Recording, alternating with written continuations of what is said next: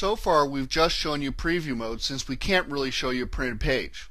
But when you print, you need to know about some FileMaker specific options that are very important when printing. So we're going to go to the File menu and choose Print, which is really the same choice as Print right here. Now when you come in here, Macintosh and Windows are a little bit different. First of all, in the Macintosh you could have all this area hidden, and it's just easy to open it up using that little arrow there. And on the Macintosh also, you may have to pop this menu up and choose a different area. You might have paper handling selected. You need to go to the FileMaker Pro area. Now in Windows you won't have to do any of this stuff. It's much easier. It's all in one screen right here.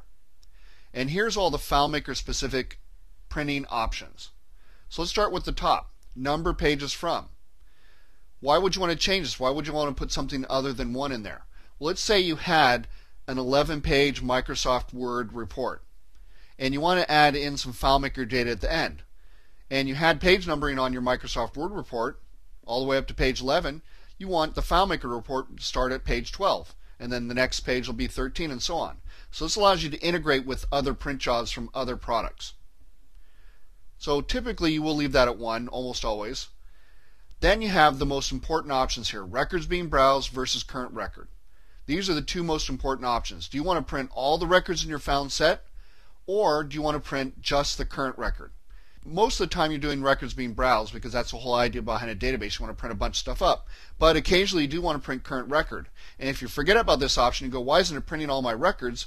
Well, it might be because you have it on current record. So make sure you have this set correctly.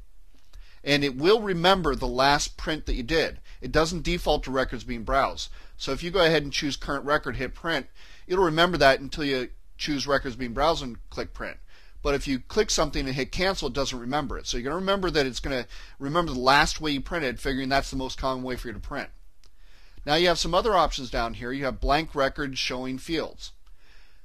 You have as formatted, with boxes, or with underlines.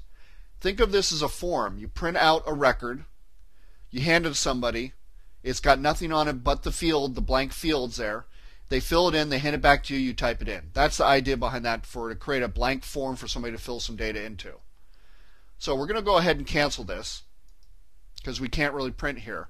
But let's talk about a few other things. One of the things you can't tell from preview mode is whether you're printing current record or records being browsed. Which record is it going to print if you choose that?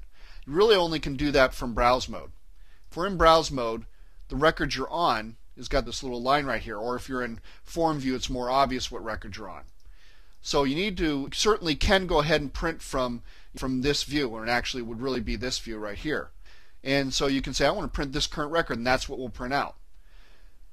You can't really tell that from preview mode, so that's one of the big differences between browse and preview mode, but really they print the same. It doesn't matter whether you're in browse or preview mode, they still print the same thing. It's just a little bit easier to tell what the current record is from browse mode.